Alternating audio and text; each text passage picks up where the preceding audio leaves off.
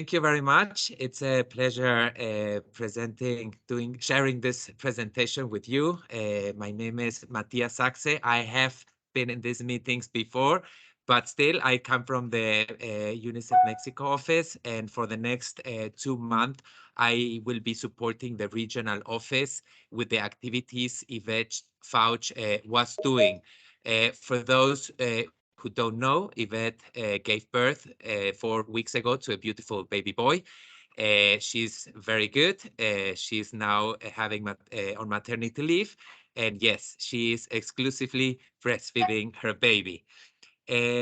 So I will start with this slide, which is like an overview of the, which by presenting this report that was done by WHO, IPFAM, and UNICEF on the marketing of breast milk substitutes, national implementation and international code, the status report for 2022, which provides an updated information on the status of the implementation of the code in Latin America.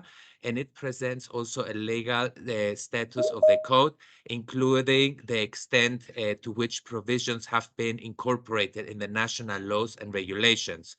This report also examines how legal measures enacted in the past 5 years differ from earlier measures. This document, this report also identifies provisions, especially related to the digital marketing on breast milk substitutes, which we will speak more about that further.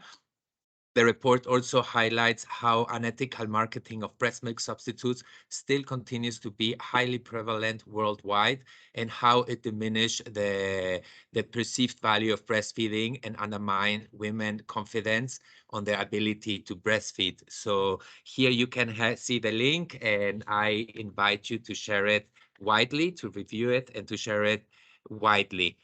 The next slide, can you see it? It looks strange on my computer.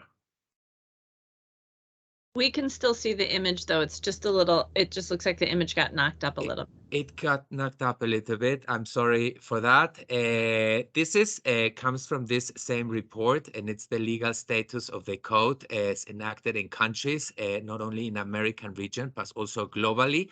As you know, WHO, UNICEF, and IPFAM routinely collect information on legal measures adopted by countries to implement the code. These legal measures usually analyzed on its scope and content by using standardized checklist of code provision. And here the countries that have legal measures that score 75 or above or greater are considered to be substantially aligned with the code. And those with scores that are between 50 and 75 are considered to be moderately aligned with the code. And those with scores less than 50 are considered to have some provisions of the code. So of the 35 countries in the American region, 19 have adopted legal measures to implement at least some of the provisions in the code. Of those, only 2 have measures in place that are substantially aligned with the code. And on the other hand, 16 countries have yet to enact legal measures on the code. Oops, sorry. This next slide about the number of countries in the American region with key code provision enumerated in legal measures. You will see that of the 19 countries with code laws that we mentioned in the slide before, only 2 have measures clearly covering the full range of breast milk substitutes, which includes a milk product targeted for use up to at least 36 months. Regarding prohibition, only a few American countries, 2, and I will say it, it's Panama and Brazil, prohibit the distribution of informational and educational material from manufacturers and distributors. 12 countries have prohibitions on advertising, and 10 on the use of promotional devices at sale point. Regarding the promotion in health facilities, this is something that still persists in many countries. It's true that while many of those, 14 to be precise, prohibit the use of health facilities for this kind of promotion, a low number of countries, only 2, prohibit gifts or incentives to health workers, and only some countries, 6, have provisions in place that prohibit the distribution of free or low-cost supplies in the healthcare system. In addition, only 1 country has legal restriction on industry sponsorships of meeting with health professional or scientific groups, which is something still prevalent in many of our countries. And only a few countries, 5, prohibit the inclusion of nutrition and health claims on labels. But 18 countries prohibit the use of pictures on labels that may idealize the use of infant formula. And of course, as you know, for national code legislations and regulations to be effective, government agencies must be empowered to monitor the compliance with the national legal measures, identify code violation, and take corrective actions when violations are identified. And in this case, nearly all American countries, 16, that have legal measures clearly spell out who in the government is responsible for monitoring the compliance of the code, and 16 define sanctions if an industry is violated this.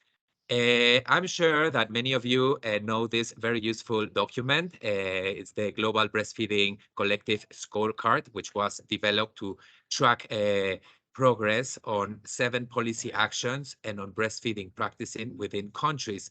These 7 policy actions are, I'm talking about funding, I'm talking about code implementation, about breastfeeding in the workplace, breastfeeding-friendly hospital initiative, concealing, monitoring, and community links. This interesting scorecard examines the indicators at the national and global level. Each action has a progress indicator and a target that it's supposed to be met by 2030 and will serve or can serve as a call for action for policymakers. In green, you can see very big Brazil, and we cannot see Panama in this picture, have substantially aligned with the code. In yellow, you can see the countries in the region that moderately align with the code, and in orange, the countries that have some provision of the code included. And in red, you can see the ones that have no legal measures. The link you can find here. I'm sure many of you know it, and I hope you can also help us distribute it widely.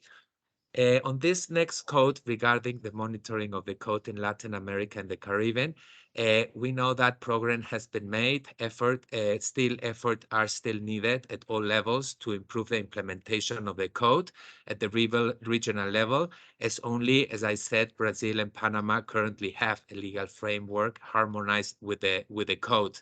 However, countries such as Ecuador, Nicaragua, El Salvador, Honduras, Mexico, and Uruguay also have some initiative to monitor the code, many times also in collaboration with IPFAM, with WHO, with academic institutions like INCAP or the National Institute of Public Health, where there has been like virtual monitoring, studies to monitoring the implementation of the code, in many cases like in Mexico and soon also in Argentina, using the CLIC methodology developed by WHO, and so on. Interestingly, the results of many of these studies and monitoring is that producers and distributors of breast milk substitutes have demonstrated to be incapable of complying with the code. And also very interesting is that health personnel or professionals are the first source of recommendations of breast milk substitutes. And therefore, it is strengthening their capacities. It's essential. And here is like illustration that we did in Mexico, because we have also seen that in social media there's a lot of health personnel promoting these products. Regarding other actions to implemented by UNICEF in the field of the promotion and protection of breastfeeding, Promotion of breastfeeding in the workplace has been carried out, between others, by Colombia, Cuba, Mexico, and Panama, and Paraguay, by developing guidelines to promote breastfeeding policies in the workplace. Also, to have some massive online courses have been developed, or other campaigns to support breastfeeding. On the other hand, the child-friendly hospital initiatives has been also been promoted in countries such as Bolivia, Brazil, El Salvador, Guatemala, Jamaica, Nicaragua, Paraguay, and Honduras.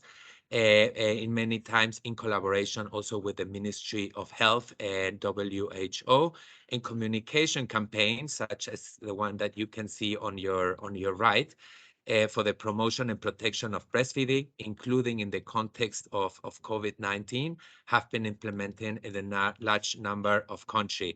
And the example that I was highlighting on the right says, if you don't like eating in the toilet, why should a baby do it? Let's promote friendly breastfeeding policies at the workplace. And other areas to strengthen this collaboration with the Global Breastfeeding Collective, PAHO, WHO, and UNICEF, and INFAM, and all the organizations that are here, is to continue advocating so that more countries harmonize their laws with those of the code, and to establish significant economic sanctions to discourage inappropriate marketing of breast milk substitutes. We also consider that carrying out permanent communication campaigns to keep breastfeeding as a relevant issue all year round, not necessarily only during August in the International Breastfeeding Week. Also to prioritize the implementation of the breastfeeding friendly hospital initiative, and the strengthening of the capacities of health personnel and community health workers, to advocate for the extension of maternity leave and the implementation of breastfeeding policies in the workplace. Also to advocate with the good owners on the importance to support and finance breastfeeding actions, but also in emergency situation, and also to build knowledge and evidence to enhance breastfeeding policies, program, financing, and communications. Before presenting my colleagues from El Salvador and from Mexico, I would like to know if Audrey has connected herself into the meeting in order Yes, to I'm go back. up. Hi, Audrey. How are you? Welcome back. So, Audrey Morris, I give you the floor. Welcome. I will be passing the slides for you. Yes, thank you so very much. And my apologies. I got disconnected because of my connection. But we can go to the next slide, please. Next, right? Right. So I'll just give you a brief overview of the key breastfeeding indicators for the region, where early breastfeeding initiation is concerned in the first hour of life. That is over the period 2014 to 2020, that is at 55%. Exclusive breastfeeding in the first 2 days after delivery, over the same period, that is 62%. And then we have exclusive breastfeeding in the first 6 months of life. And we know that that is one of our global targets that the World Health Assembly has set, to get that to 50% of babies who are less than 6 months old who are being fed exclusively with breast milk. And now that's the information is that that is at 43%. Continued breastfeeding, and the indicator for that is the percentage of children 12 to 23 months who were fed breast milk during the previous day. And that's now at 45% over the period 2014 to 2020. Next slide, please. Matthias already looked at, some of the key breastfeeding indicators at the GBC website, and I'll focus on just this one, the donor funding per live birth. And you'll see there that for the region of the Americas, much of our region is in that dark burgundy color. And the information there is that only a few cents for many of the countries, it's less than 10 cents per child that of donor funding that is available. So that is the situation for our region. Next slide. Now, PAHO has been monitoring the 9 key responsibilities of a national BFHI program that have been outlined in the revised BFHI guidance for countries to focus on, for countries to use in scaling up coverage and sustaining practices. So we set out to collect some information about their situation with regards to these indicators, so that first of all, we can track their progress over time.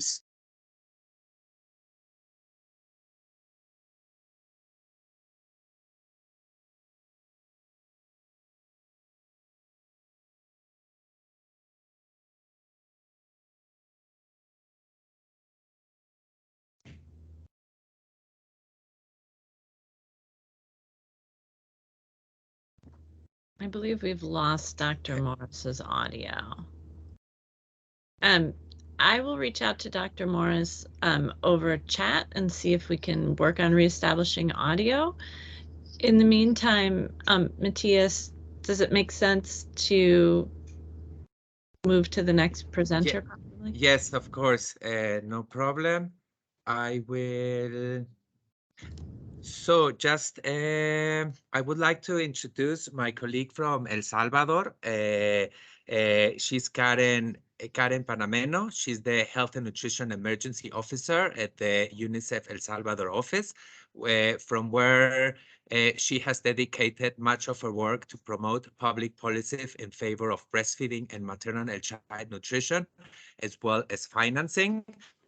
You're very welcome, Carmen. And I will also use the opportunity to present my colleague, María Andrea Santos. She's a nutrition and health researcher at the National Institute of Public Health in Mexico, with whom we have a great and very close collaboration.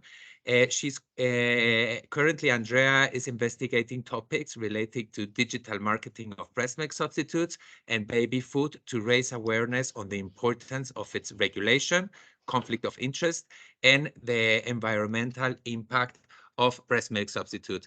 Karen, you're welcome. The floor is yours.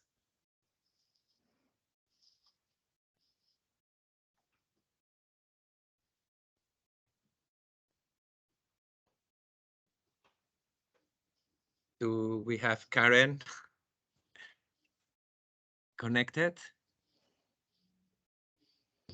Let me confirm. And if not, I did see Andrea. So Andrea is with us and Karen is not with us at the moment. Okay, so Andrea, how are you? ¿Cómo estás? Hi, Matthias. How are you? You're welcome. So please, if you would like to start the presentation. Yeah, thank you very much for the introduction. As Matthias said, my name is Andrea, and I am a nutrition and health researcher for the National Institute of Public Health. I am so pleased to share with you our experience and the work we've done here in Mexico.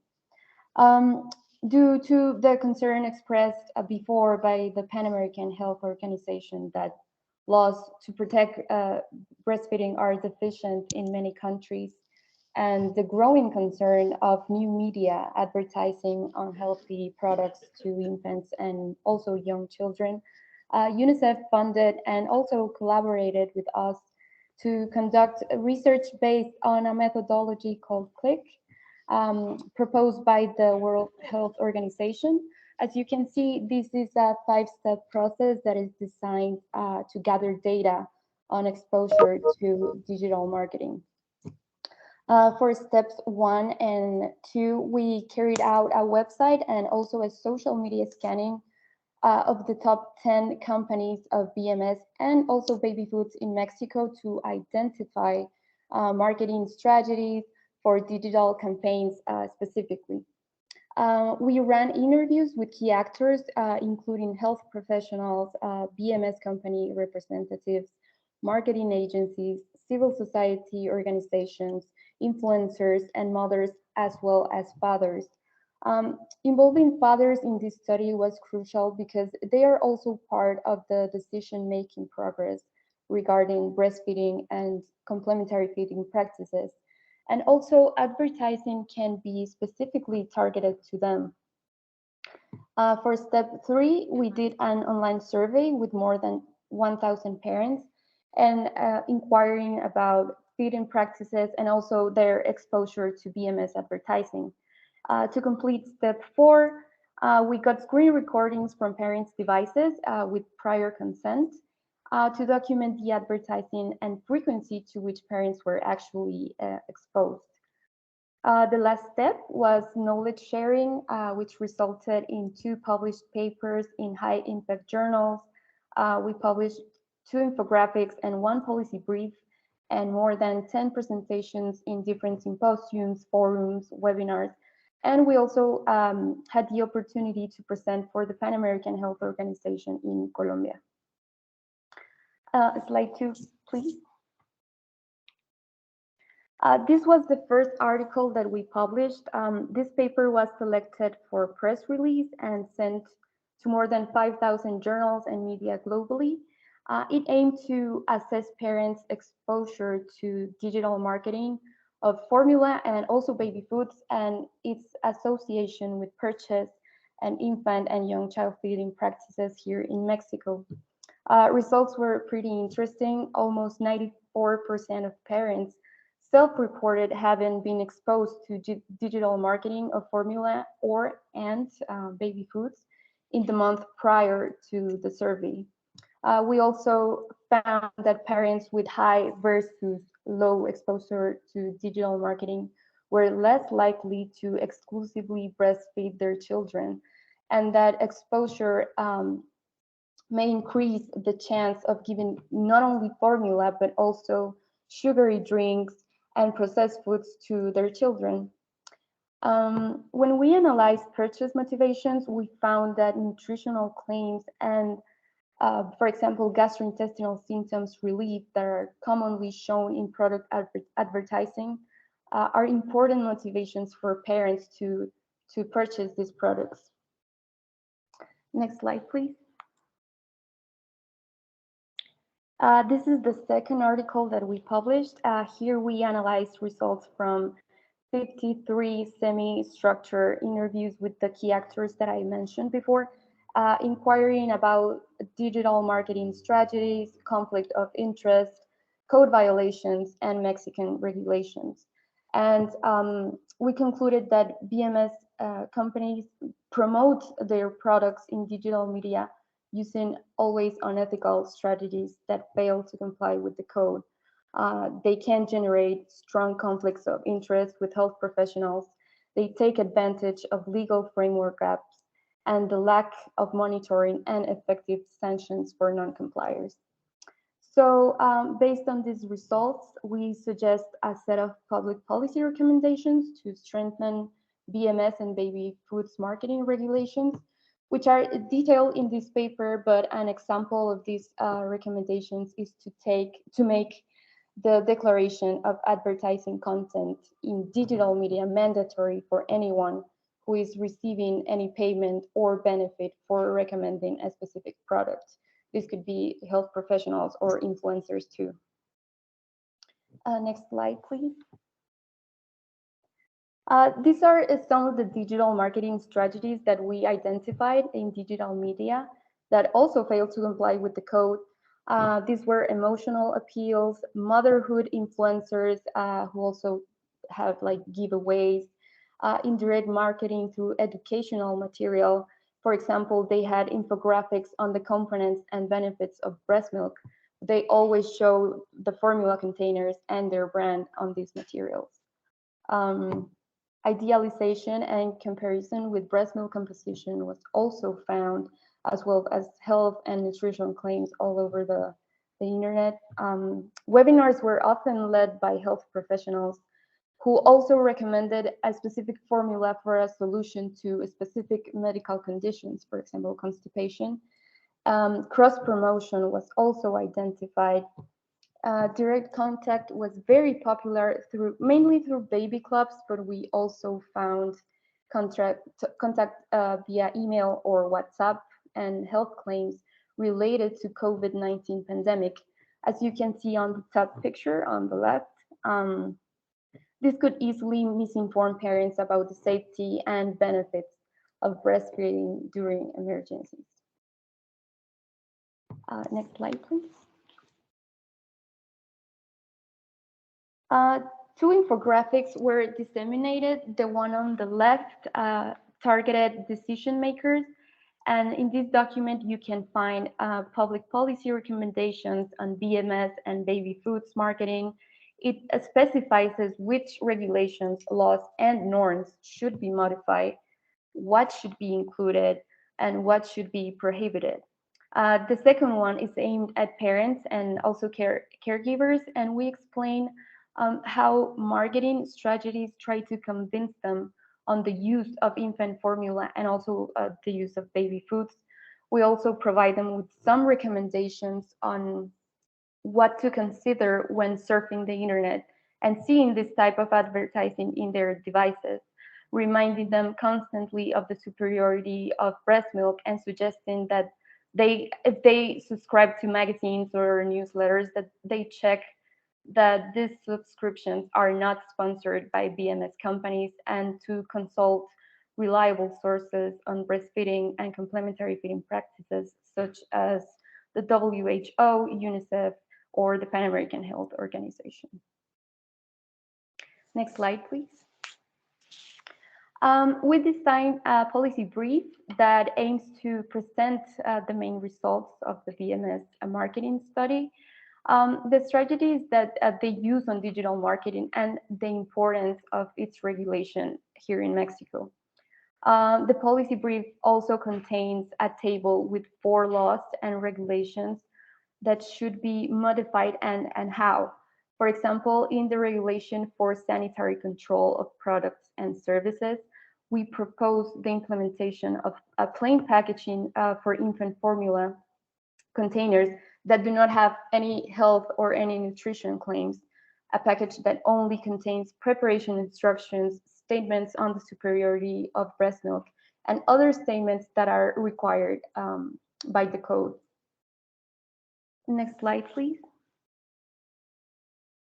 And the next steps of our collaborations are first to continue on working on these proposed modifications to the current Mexican regulations in different norms, different laws that involve not only BMS, but also baby foods advertising.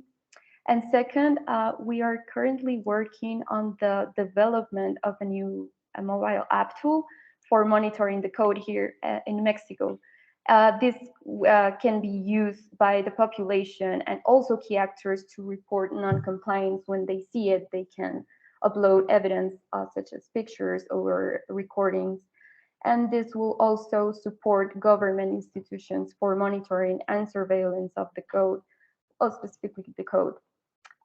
So that would be all. Dissemination material and articles can be found online. Feel free to download them. The links are in this presentation, but I will also post them in the chat so that you can have access to them. They are free access. So I hope you have the opportunity to read them. Thank you very much. Thank you very much, Andrea. Very interesting presentation. Janet, do we have Karen? Has she connected herself? We do. Yes, Karen is now with us. Thank you. Karen, bienvenida. Nice to have you in this presentation. Hola, buen día. Good morning, everyone. I'm gonna turn off my camera because I have some internet issues in this morning, so I am with my cell phone. So sorry for the inconvenience. Well, let's speak about El Salvador experience. El Salvador has a technical and financial support from UNICEF to development and reproduction and socialization of the guide of installation and operation of breastfeeding room in workplace. As you can see on the photo, is the First Lady of El Salvador that made that. She is always in pro of the children. So this is a good news for us. The coordination with the Ministry of Health and the Office of the First Lady of El Salvador is continued. We are working on many things that we want to make in this year. So the First Lady of El Salvador inaugurates more than 100 breastfeeding rooms in the public office level around the country. So that was a good reason that we are talking, we are working together. Next slide, please. And UNICEF could support the installation and the equipment of the breastfeeding room in El Salvador, such as the Ministry of Health, the main lactation room that we have in El Salvador. It has to be in the Ministry of Health office. So we could support as UNICEF of that. National Institute of Health, they are working on research on health, on nutrition and everything. And for Salud, that is a kind of office for health in El Salvador, but they receive different kind of funds from El Salvador taxes, but it's part of the health system in El Salvador. UNICEF permanently contributes in the Human Milk Collection Center and Milk Bank at the national level with the provision of inputs and equipment and supplies to expand the national network of services, as you can see in the photos. Next, please. El Salvador has initiated support the local government because we have a new law for specific for the breastfeeding, and Alcaldía de Mexicanos, Municipality of Mexicanos is in the Department of El Salvador. They are in the process of installing the breastfeeding room. As you can see on the walls, we don't still have some colors, but we have the space and we have some supplies for breastfeeding rooms. And it's a territorial extension for 22.12 square kilometers. Estimated population or more than 142,000 habitants. The political structure is headed by the mayor of the municipality. El Salvador is estimated that close to 52 of the population corresponds to the female population, and according to the country population pyramid, 51% of the country are women that are between 15 to 49 years. So we have a lot of work to do in El Salvador, and I know that it's just one of the 262 municipalities in El Salvador. We wanted to start with one that could be as an example for others. So we're trying to make it with Alcaldía de Mexicanos. Next, please.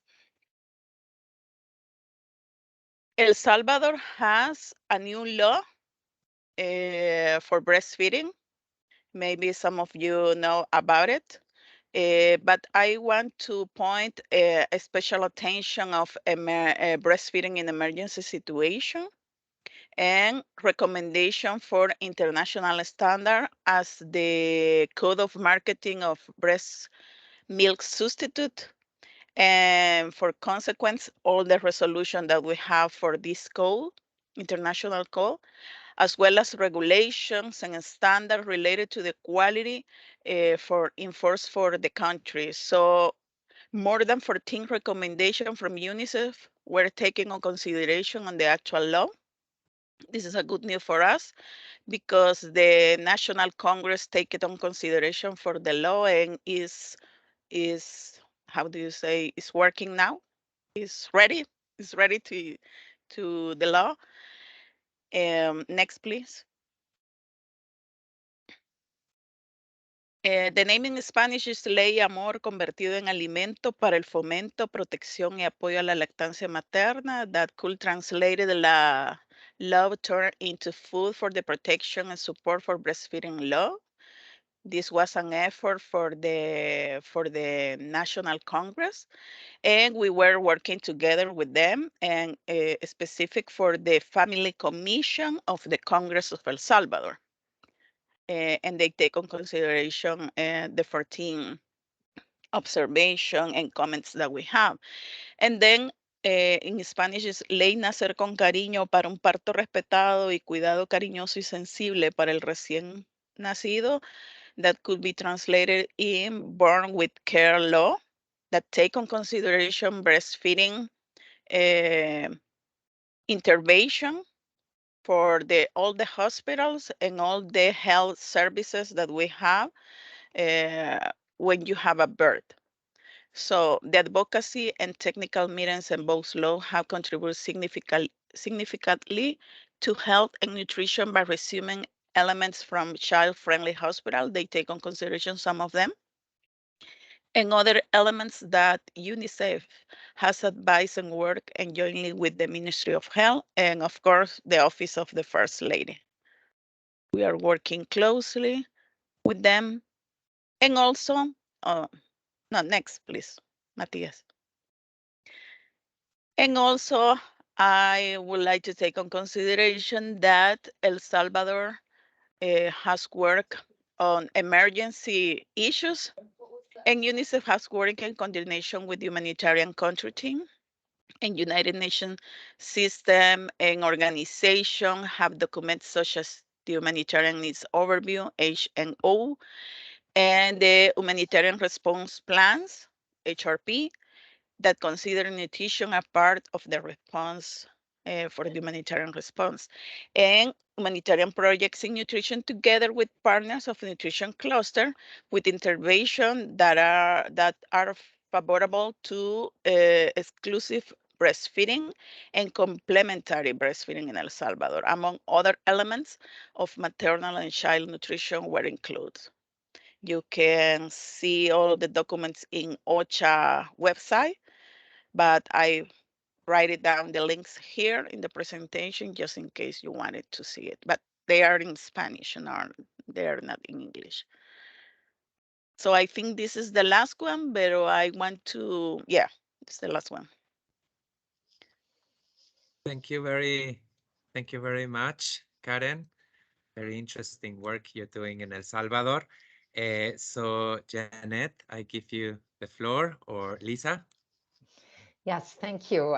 And it looks like Audrey was not able to reconnect, but Carmen has generously offered to finalize for her. So Carmen, if you would like to come in and introduce yourself, and whoever has Audrey's slides, if you can I will share it those now. slides.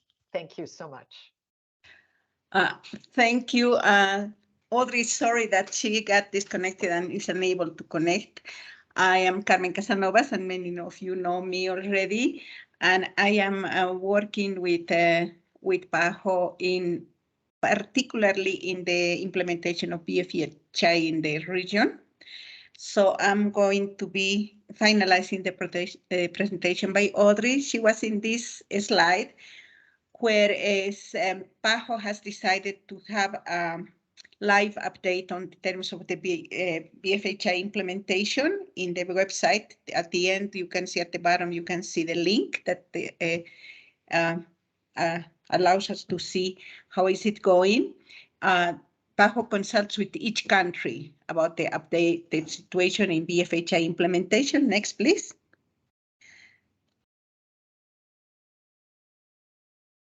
And here you can see an example. This is, for instance, the situation in terms of national leadership and coordination. And then you have in green, the countries that have fully achieved that. On yellow, the ones that are not achieved, only one. We have one country in this situation, and without data, we have 4 countries. So the situation is different according to each one of the components of the national implementation. Next. An ongoing support for BFHI, PAHO has established the BFHI networks for Latin America and the Caribbean. One is in Spanish, the other one is in English. There is a BFHI training that includes training of trainers, trainers of assessors, and conversion of WHO UNICEF course to online. That's ongoing. Then the translation of WHO training tools to Spanish, that's near complete. the facilitation of competency assessments, using what is the global competency assessments that has been published, support to ongoing monitoring and periodic assessment and reassessment of maternity facilities, includes the development and revision of tools. PAHO has made a draft of an adaptation of the tools that's at the moment being field tested, while the official translation or the official development of the tools that is being led by UNICEF is finalized. And finally, is assisting countries in identifying the needs and opportunities for more fully integrating and scaling BFHI as part of a broader effort to achieve universal health coverage. So that's not only BFHI, but it's a part of a package. Next. And this is the last one, and it's it's other support for breastfeeding, and part of that support has been in the development of materials and training of breastfeeding in the context of COVID-19, and it includes also the support to pregnant women in the context of the COVID-19, primarily to promote the use of the COVID-19 vaccine and to promote an appropriate management of pregnant women and lactating women. Thank you very much, and sorry for the inconvenience that we have provoked.